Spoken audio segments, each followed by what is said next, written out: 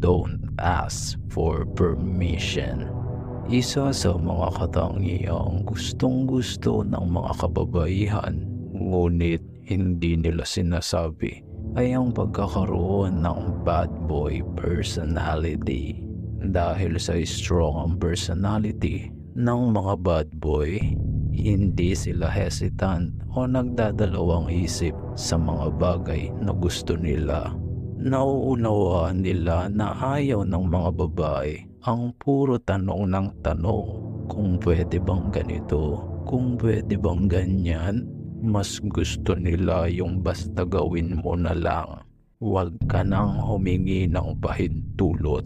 Isang halimbawa, kapag nagkatitigan kayo ng babaeng gusto mo at akmang hahalik siya sa iyo, ngunit naghihintay lang na halikan mo siya, tatanungin mo